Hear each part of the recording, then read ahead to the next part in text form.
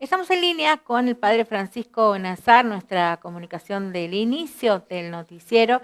Le decimos desde ya muchas gracias por atendernos. Tiene que ver con lo que ha ocurrido recientemente en El Chorro, incidentes entre originarios y efectivos de la Fuerza de la Policía de la provincia de Formosa que han dado que hablar. Queremos escuchar su punto de vista. ¿Cómo le va, padre? Buen día. Bueno, buenos días, Liliana, gracias por invitarme a este encuentro y poder así conversar con todos aquellos que escuchan este canal. Padre, los datos que ustedes manejan, la información que les ha llegado, ¿qué ocurrió en El Chorro? Bueno, en El Chorro, que es una localidad de bien adentro del oeste de nuestra provincia, muy lejana a la ciudad de Formosa, prácticamente unos 600 kilómetros. Es una pequeña comunidad donde habitan Wichí, un pueblo, un pueblo preexistente, originario, indígena, y también criollos, ¿no? Es un pueblo con una vida común del oeste, formoseña. Y allí hubo un problema con algunos wichí que habían venido de una comunidad que se llama Alto La Sierra, que está distante a unos pocos kilómetros y es un lugar muy traficado por los wichí, porque ellos van a Alto La Sierra, que es provincia de Salta, que cruza la línea Barilari, pero que claro, ahí no hay ninguna línea ni nada, y los wichí ni los criollos manejan la línea Barilari porque es la vida del monte, y ellos van, los wichí, para encuentros religiosos, cultos de la iglesia anglicana, y también vienen para estos lados algunos para cobrar en el Banco del Chorro. Y esto es un tráfico de hace muchos años, no es reciente. Hay una vida muy cercana y demás con la gente. Entonces, bueno, agarraron a dos personas que habían vuelto en el Chorro, los detuvieron, y cuando los detienen, entonces los detienen por cuestiones sanitarias. Y entonces cuando los detienen, sus familiares y otros wichí, unos 40 aproximadamente, se arriman a la comisaría, entran, digamos, quieren tomar la comisaría, que no la toman, pero en una actitud de querer rescatar a sus dos hermanos, y ahí se produjo una represión muy violenta, muy fea, una represión que produjo un enfrentamiento muy serio entre la policía y los wichí, con heridos wichí, este, y con muchas fotos que han circulado por todas las redes. De manera que esto es lo que sucedió. Después, la policía, ante este enfrentamiento, pide refuerzos, vienen de Ingeniero Juárez, y llevan detenidos a 9 wichí y han llevado a las lomitas. Nosotros, quiero de entrada decir que no vamos a tocar los problemas sanitarios, porque el problema sanitario, es decir, del COVID-19, es, está en funcionamiento también en este lejano pueblo de la provincia, la gente se cuida, la gente usa la máscara, la gente, digamos, tiene un cierto distanciamiento, teniendo en cuenta que no es lo mismo vivir en la ciudad de Formosa que estar viviendo en el monte, porque el Chorro es una pequeña localidad, muy pequeña, y el monte es muy aireado, ¿no? Por otro lado, también hay que tener en cuenta que los pobres y los indígenas son muchos, porque tienen muchos hijos, mucha familia, viven juntos, y entonces, bueno, esa es la realidad, ¿no? De manera que no es, nosotros no vamos a tocar ahora ni cuestionar el sistema de salud pública, porque de alguna manera ese sistema, en cuanto a lo que es salud pública de prevención, está funcionando. Y nosotros todos, los formoseños, los que habitamos esta tierra, estamos, digamos, contentos de todavía no tener ningún caso mortal de virus. Pero a lo que nos queremos referir es a esta situación tan violenta que ha aparecido, donde revela que no hay un diálogo, que no hay una conducta de poder dar a conocer lo que es este virus, cómo prevenirlo, cómo contextuarlo dentro de la realidad de cada cultura, porque para el wichí, digamos, el mundo del encuentro, del estar con su gente, la familia es un valor muy grande, y por la familia, digamos, ellos hacen todo. Por eso no entienden estos, digamos, encierros, esta permanente como presencia de la policía que está entrando en sus comunidades, como, digamos, como engendrando miedo, cuando, digamos, la gente no vive un estilo de vida así tan controlados y tan como encerrados. Sí, se entiende, padre. En algún momento ha trascendido, digo, de la información que ustedes recibieron, porque tenemos entendido que tienen contacto permanente, si se los habían invitado o los habían querido hacer cuarentena, porque los llevaron a la comisaría, ¿qué fue lo que pasó?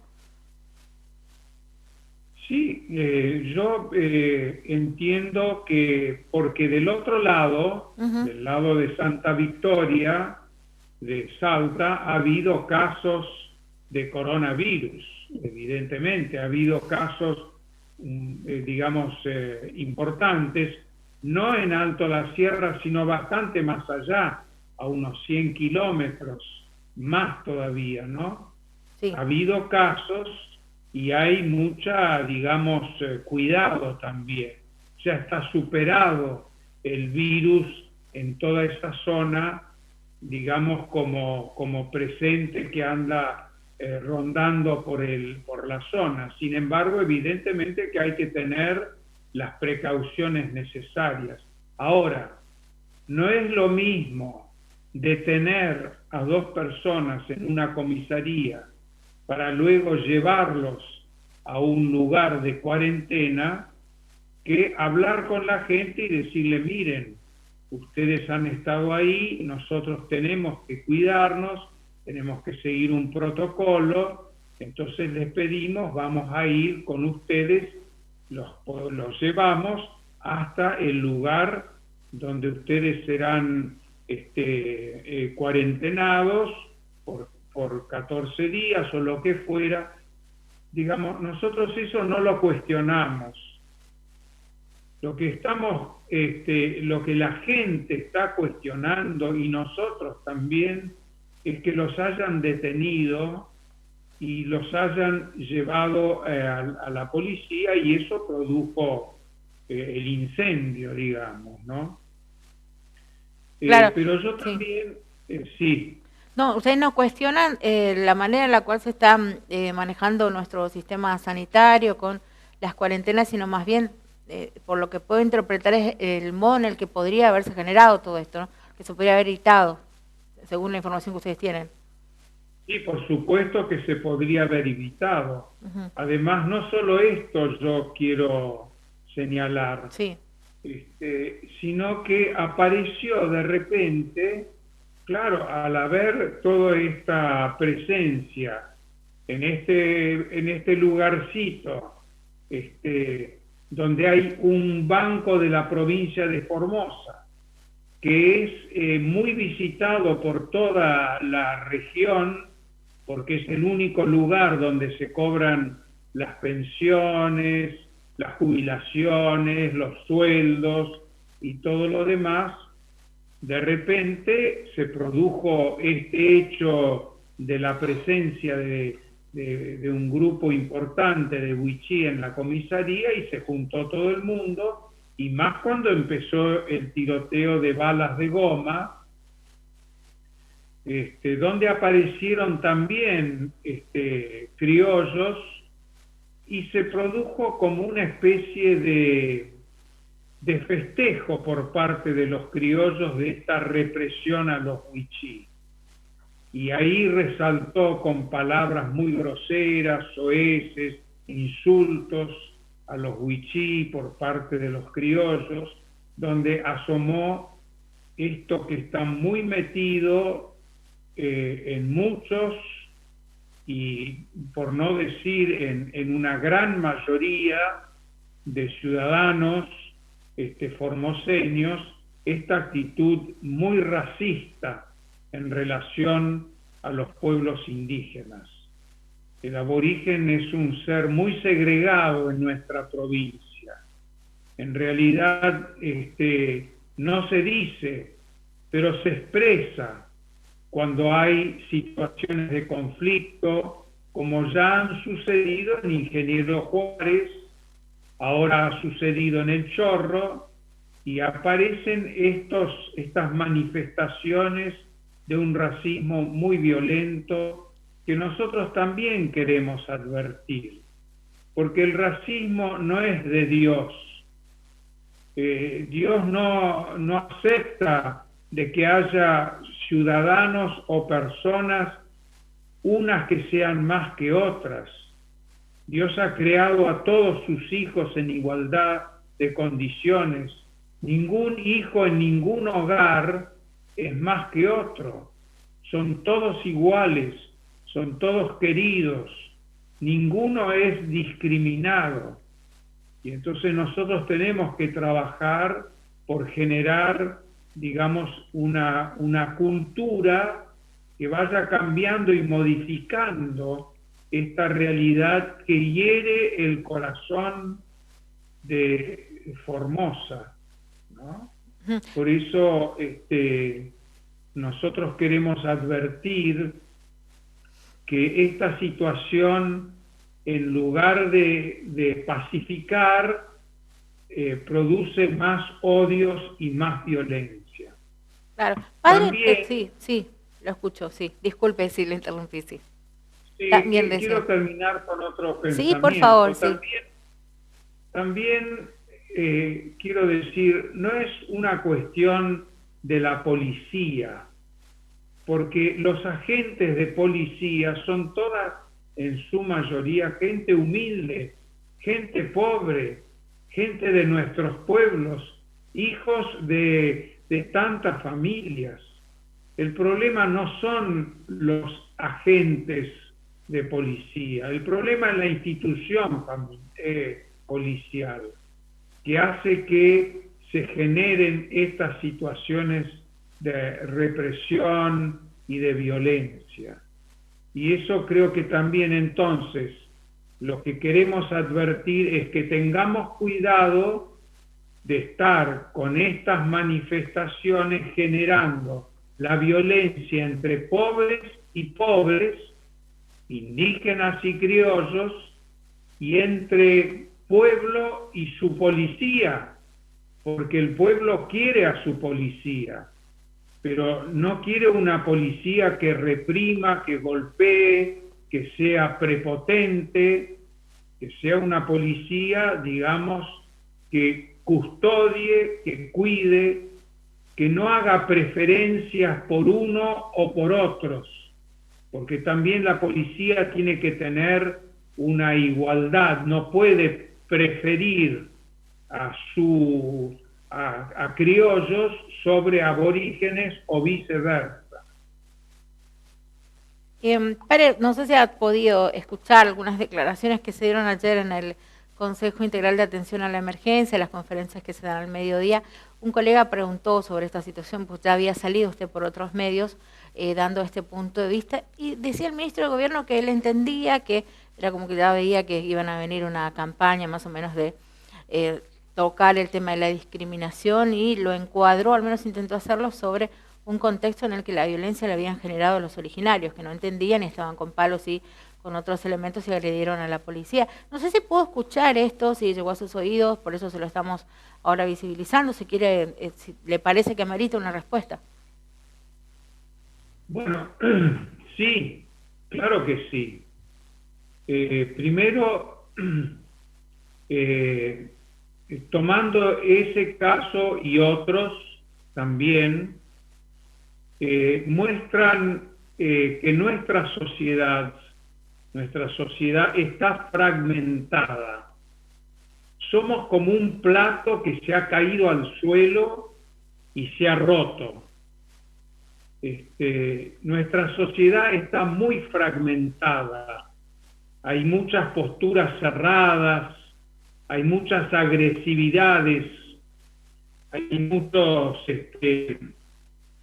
actitudes, digamos, que en lugar de engendrar encuentros, producen más distanciamiento y producen más fractura. No solamente en la sociedad y en el pueblo, sino en las instancias de responsabilidad política, social, judicial, eclesial también, ¿no? Entonces hay esta realidad que está muy fragmentada, y por eso cuando nosotros vemos que hay estas actitudes de descartar al otro, de decir que el otro cuando expresa su palabra es insultado o es, digamos,